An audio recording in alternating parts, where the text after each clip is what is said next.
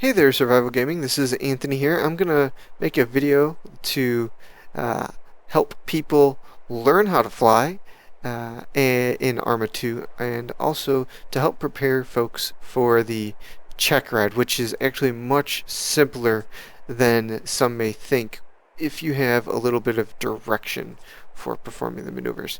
So, first thing we're going to do is we are going to load into a armory game. So to do that, we're going to click on single player in Operation Arrowhead. We're going to go to Armory, and then you can pick whichever map you want, but for our purposes, for my purpose for this video, we're going to have Chinaris as the map. Once it's loaded up, you're going to have a selection of helicopters, right? But since, as you can see, I haven't played the armory at all, I have nothing done. I've got 0 points, as you can see down here. So there is a way to unlock them, though. So what you want to do is you want to hold the left shift key, and then you're going to hit the minus key on the number pad, and then you're going to type in get all gear. And you'll see right over here there's going to be a little notification, and all this stuff will turn to that tan color. So hold shift minus get all gear. Try it one more time. Get all gear. There we go. Activated get all gear. And now we're all set. For the purposes of the Checkride, we're going to fly the 6X, the 6 X-ray. And so we'll load that up. That's the white little bird. Okay. Engine off. So one of the first things you should do as soon as you load in is we're actually going to disable the challenges. So just hit escape on the keyboard and then disable challenges. This will prevent these annoying pop-ups from appearing all the time. So with that said, I will go through basically explaining the Checkride. The Checkride is a test to demonstrate that a pilot has complete control over the aircraft, is fully aware of the dangers of landing in a highly populated area such as FOB Juno, and to hopefully prevent a major disaster from occurring. I will, during the Checkride, I'll direct the pilot to perform a variety of flight maneuvers, which should be done expeditiously and safely, some of which will be given on short notice. After I instruct an individual to perform a flight maneuver, they should repeat the direction to me. So let's turn left, turn right, descend, whatever. And then they should execute the maneuvers and continue to explain what they are doing. So, or at least their thought process. You know, you don't need to tell me, oh, I'm double tapping this or I'm tapping that. Just walk me through what you're doing. And I understand sometimes that, you know, you're performing a tense maneuver and you might go radio silent. That's fine too. But I like to hear what you're doing before, during, and or after, if possible. It's important that you should always take into consideration, well, practicing or preparing for your Checkride or performing your Checkride, take into consideration structures, objects, and people around the aircraft and the intended destination at all times. You should also ensure that your heading is in a direction pointing away from valuable assets, especially during an approach or departure. So you don't want to fly into structures to hit a landing zone, or fly toward structures to hit a landing zone. If you can, fly along structures to get to your landing zone. It makes it so much easier.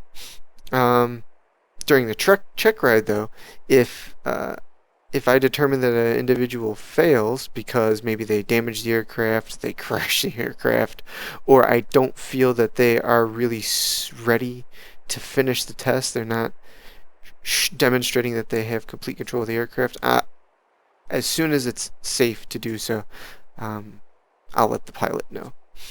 And then, you know, after I say that stuff, you'd have an opportunity to ask any questions that you may have, get clarification on whatever, and that's fine. And then, after that, we would go into a series of questions / requests for flight maneuvers. So the first one that I would ask is, do you know what a dynamic rollover is? And If so, can you explain it? A dynamic rollover is where the skid or a wheel is stuck in the terrain. And when you attempt to take flight, whatever is stuck acts as a pivot point. So let's say your right skid is stuck in the terrain. When you try to take off, instead of taking off, you're just going to pivot on that right skid and go straight into the ground. If it's a back wheel, you're just going to go backwards, rotating at a pivot point of the back wheel. And that's pretty much that. Sometimes you could get out of it by maybe wiggling the aircraft by rotating left and or right. A lot of times you can't, and if you can, you just want to land immediately. So it's advised that when you're first taking off, you want to take off gingerly and just kind of hover, just go slowly, and then once you've established that you are off the ground, take off. So instead of just doing a maximum performance style takeoff, slowly take off. That's dynamic rollover explained. Regarding controls, I use the mouse for free look. I also have a head tracking thing where I'm able to track my head movement and get that taken care of rather than using the mouse. But I do use the mouse from time to time. I will double tap Alt and use the keyboard for my flight controls. I don't use hands-on throttle and stick. I don't use the mouse for flying. I use strictly the keyboard. And the keys are all set to default. So ASDW for movement, Q and Z for up down, and for ascending and descending, and X and C for rotating left and right. So with that said, we're going to go ahead and actually start up the engine. And here I will show what I'm talking about with regard to a slight hover prior to takeoff. So as the engine spools up here, by hitting Q, we'll eventually get to a point where we could hover in a low hover. There we go. And so I'm just going to put on auto hover. So now the first phase of the test would be startup and then a low hover. And then after you've done that, I would have you rotate and rotate.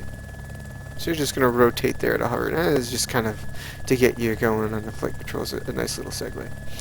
After that, we're going to go into what is called a high reconnaissance. And what a high reconnaissance is it's a reconnaissance of an area at a higher altitude. So you just want to ascend. And while this is ascending, I'm going to figure out where we are, because I would like to go to the northeast airfield. So where are we? Oh wow, we're pretty far away. So that's fine. So we're going to go to the northeast airfield. Now, the nice thing about being in this armory, single player armory, is despite the fact that we're pretty far away, we can actually speed up time. So we're 5.5 clicks away. By hitting the plus key on the keyboard, we speed up time. So that's 2 times, that's 4 times. So now we can very quickly get to our destination.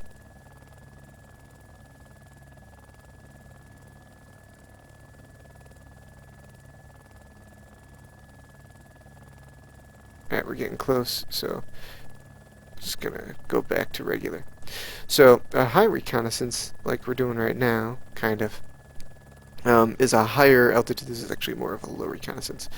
A high altitude reconnaissance, which is useful for establishing good landing zones that is free of hazards, places to pick up other individuals, places to land in the event of an emergency. Let's say, you know, NPC bandits start shooting your aircraft. So, you know, you would want to know where to land, because potentially you're entering an area that is a little bit more fixed, so you're going to be going slower. So we're at this high reconnaissance.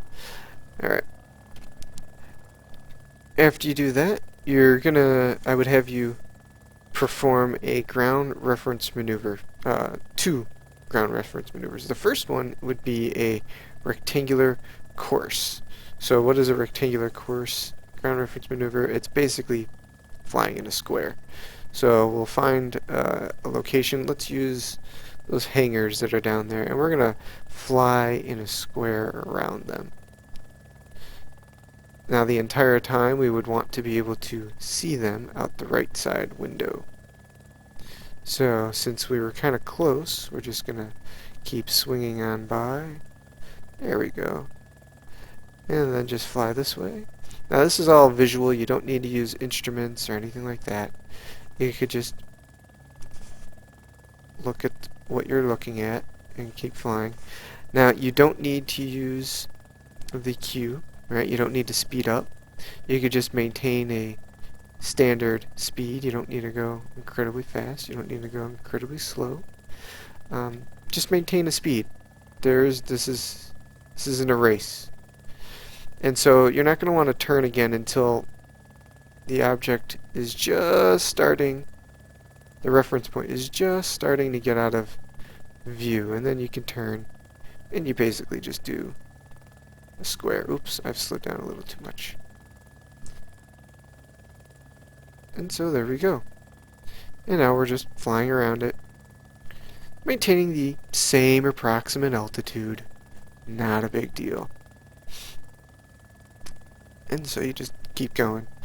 And so a rectangular course is good for, really what it's used for is when you're trying to find a landing zone. Because it allows you opportunities to establish your airspeed and your altitude without much fuss.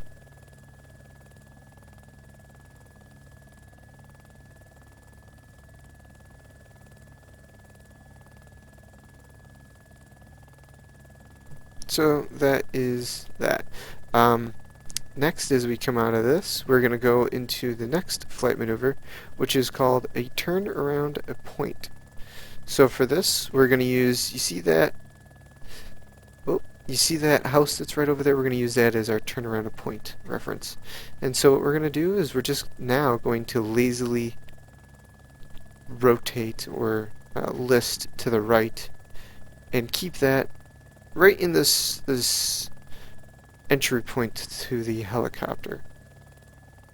Now, if you were to overshoot it, like this, that's fine. Just kind of ease into it a little bit more, but not too much, and just reestablish. And then you're going to want to continue to go out farther, level off just a little bit, and periodically rotate. Now, the higher up you are, the farther away from whatever your point is, your reference point. So we're at a decent altitude, and so now you can do different types of turns. So if you were to go in closer, your turn would have to be your bank would have to be much sharper. Since we're far out, we're able to be much more shallow in nature, which is helpful. It makes controls a lot easier. You have more leeway to go further out and come in and stuff like that. So that is a turn around a point. Next, what we're going to do is an approach to hover. So an approach to hover is essentially any approach is when you're just going forward to a point. So this approach is just going forward, and then we're going to want to change to a hover. So let's get over this ground over here. So now one thing that's important to note is the faster you are going forward, the more altitude you're going to end up getting when you try to stop and go into a hover. So really, if you anticipate having to stop in the immediate future, you're going to want to start slowing down. And this way, you won't gain as much altitude. Your other thing you could do is, as you pull up, hit Z, and that will allow you to slow down a little bit more. It'll prevent you from getting more altitude because you're actually going in. You're activating reverse thrusters, or preventing forward momentum. Alright, so that is essentially it. Now, if you wanted to, you can also hit auto hover on if you need to exactly hover in one particular area, and that's fine too. Alright, so once we've got that, we're going to transition now to a low reconnaissance, and we'll do a low reconnaissance of this town that's right up ahead here.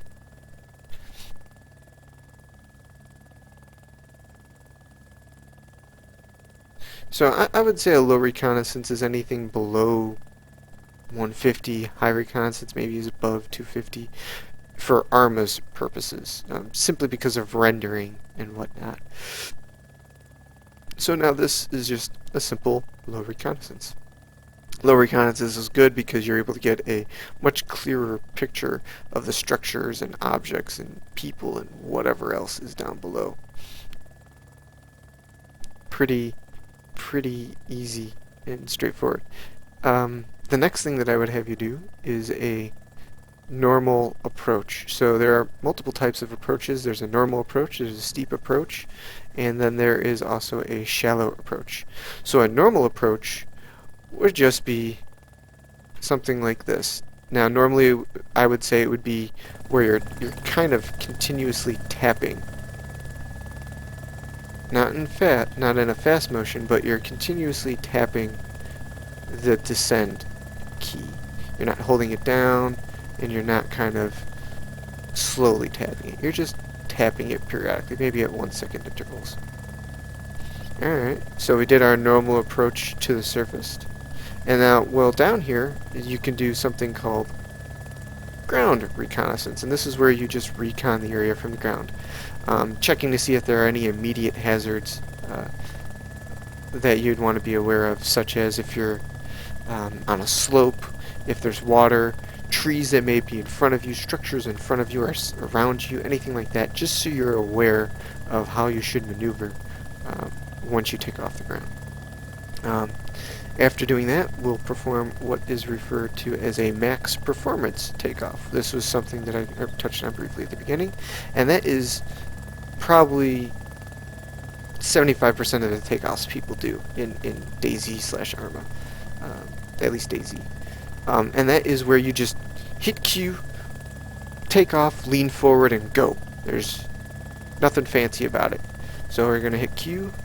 As soon as we start to notice we get airborne, we go ahead and lean forward and take off. And you know, that's basically your speed takeoff, right? And then once you're at speed, you can level out and all that other fun stuff and do what you're going to do. Alright, so that is that. Alright, so what would be next? Next would be a rapid deceleration or quick stop. This is the one that I was talking about earlier, where you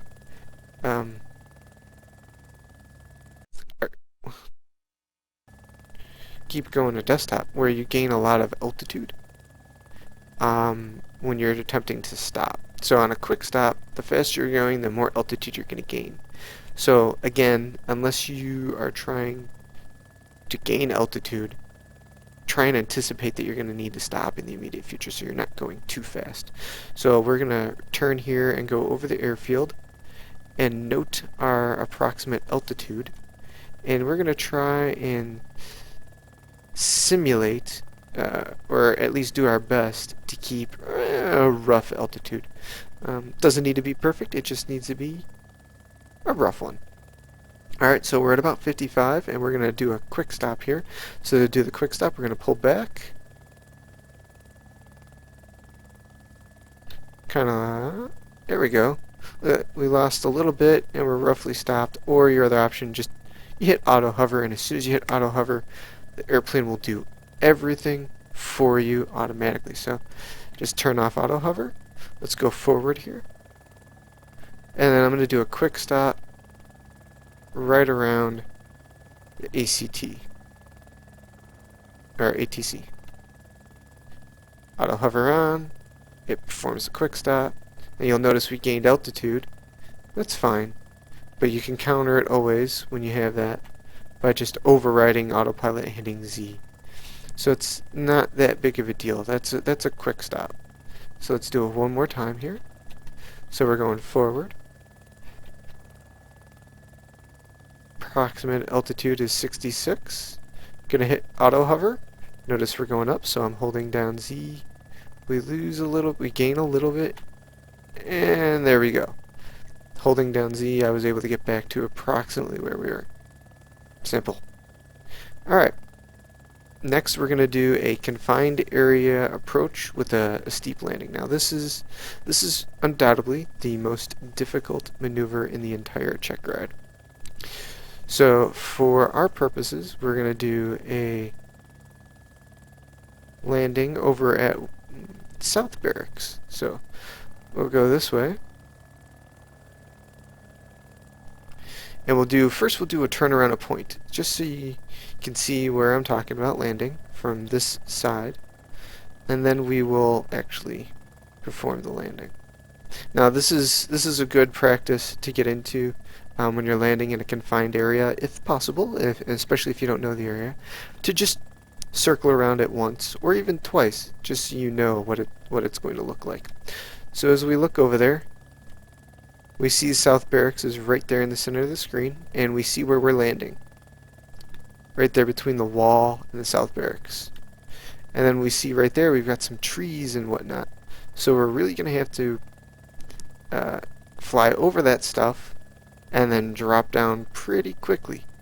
Now for landings like this, as much as I love first-person perspective for general flying, it's not very good for landing because you don't want to have a tail strike. So first thing you do is what I do is go into third person, and I know where I'm going. I don't need to rotate the camera. I have a good mind's eye of where it is.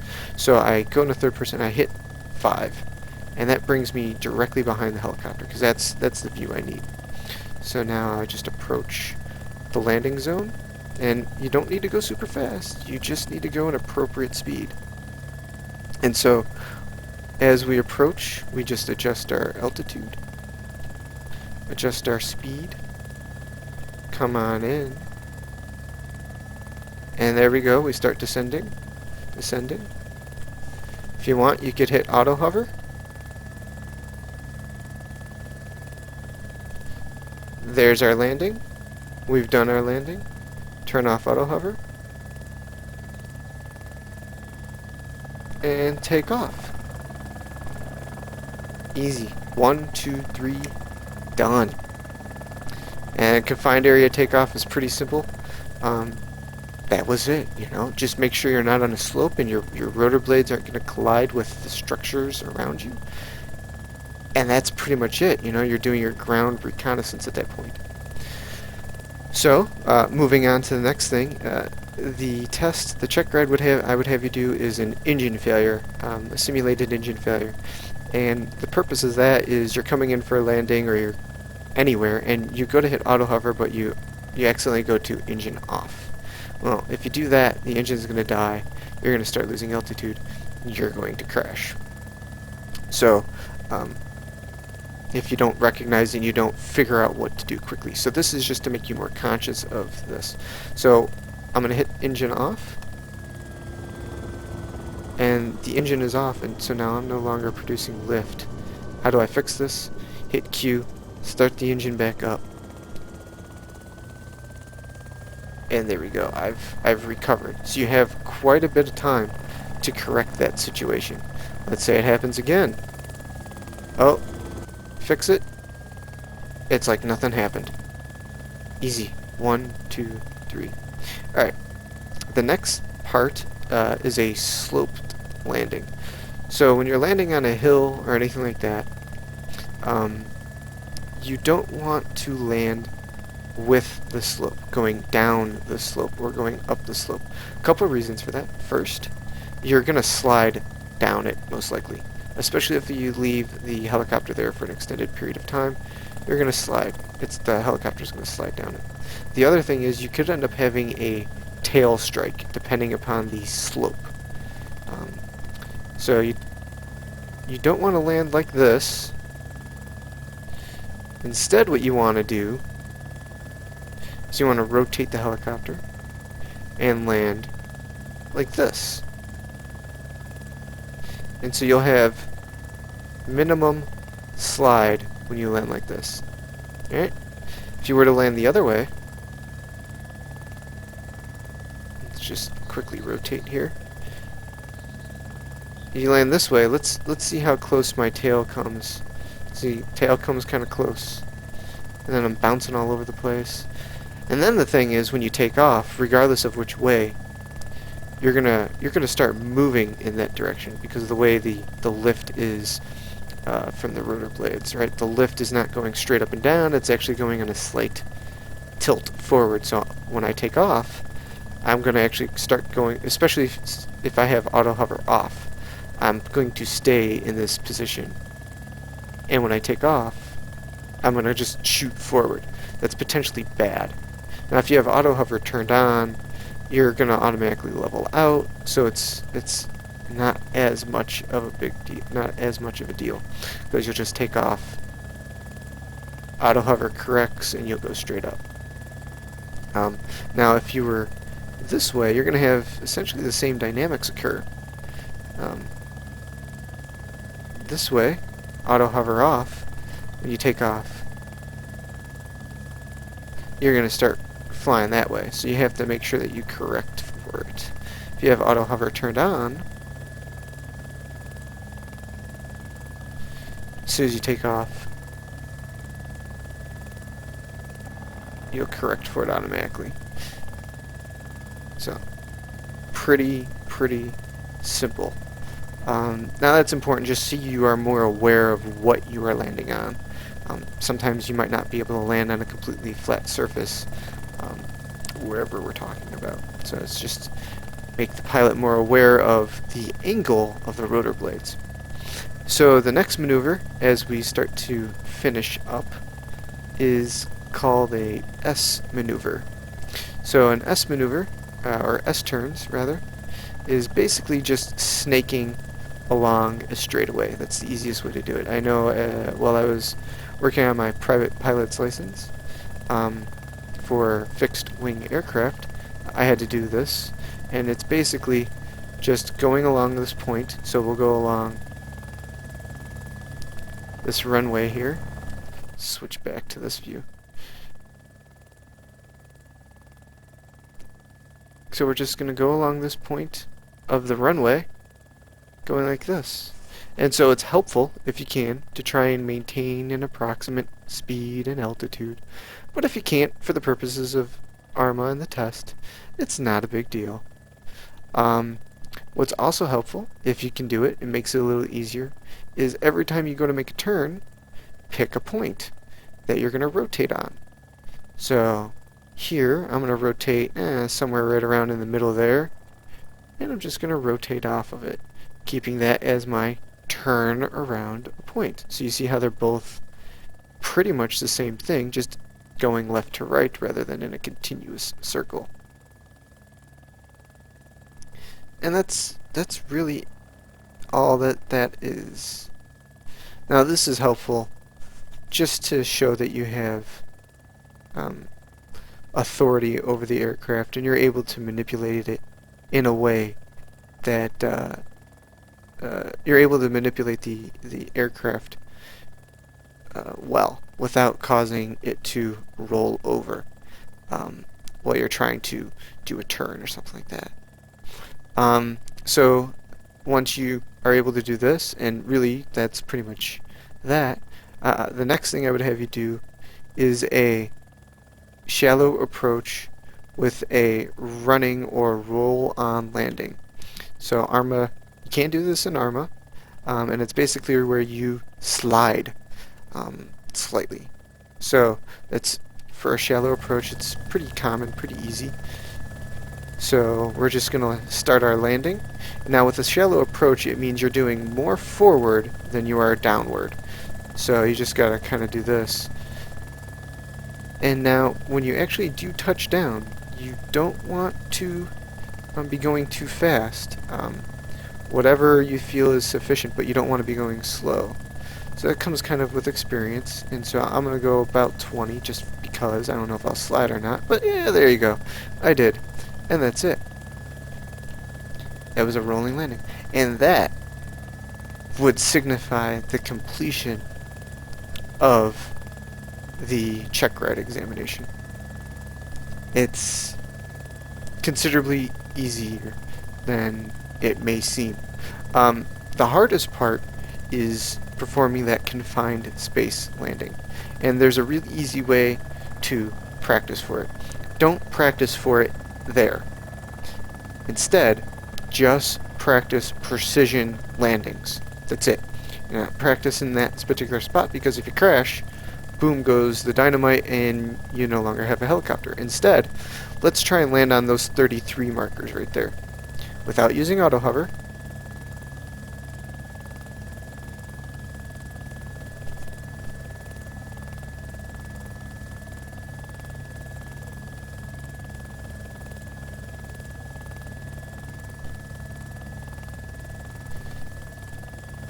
There we go. Cool. So now I've done that. I've done a precision landing on an object way out in the open. Let's try it again. Let's land somewhere else. Where can we land? Okay. Let's let us land on the roof of the fire station.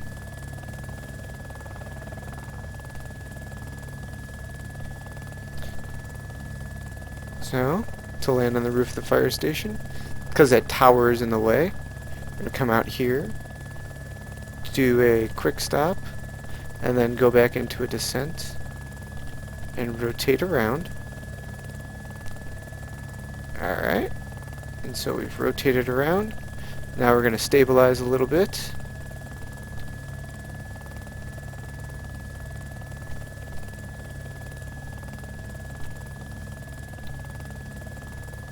Great, so we're stable-ish.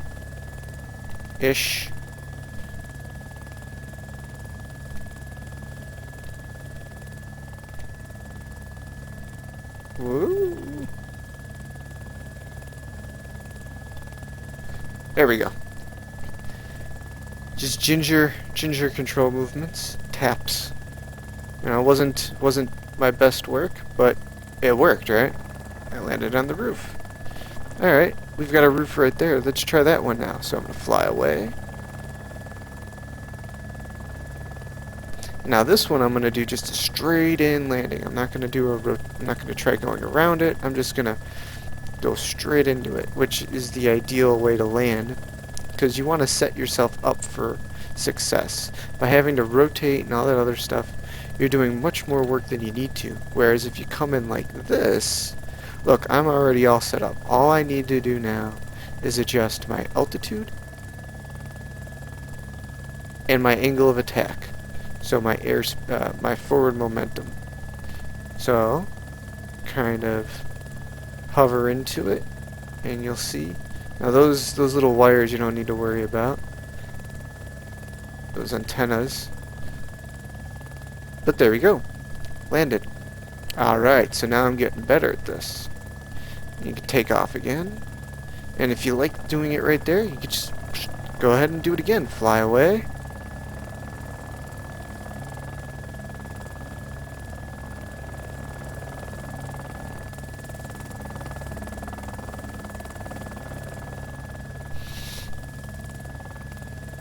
So I've flown away. Gonna kind of slow down here.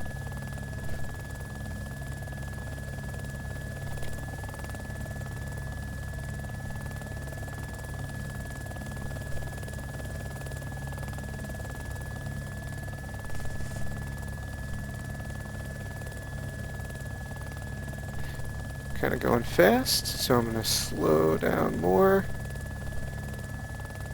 Lean just a little bit to the left.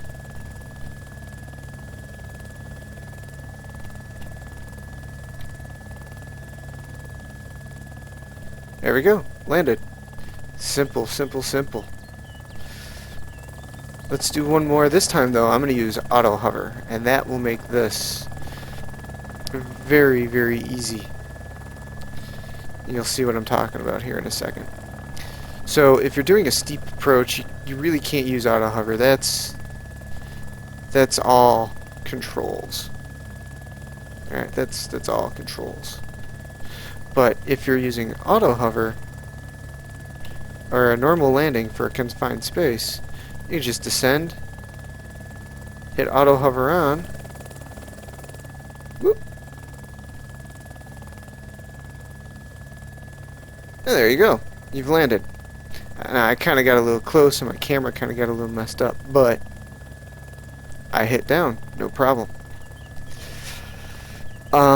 The other thing is when you're landing in a confined space, you don't necessarily have to land in one particular way. So, for the Checkride, I tell you to land between the barracks and the wall. I may not specify which approach to make. I may say come in from one direction or another. Now, if I don't say which direction to come in at, well, that means you can take an easier approach. You're still going to have some obstacles to contend with, but instead of having to contend with a bunch of trees that are right over there, you can come in from this direction, right? Coming from this direction right here, much clearer. You don't have to do quite as steep of an approach, and you just land.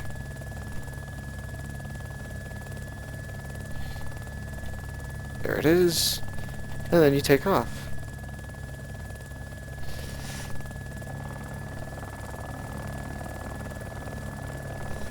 Confined space. That's the gist of that test right there. The Checkride. Through doing a lot of that practicing, just getting familiar with it, doing little objectives on your own, you can actually probably far surpass the requirements of the test without any issues. So, best of luck. If you have any questions, just contact me. Bye.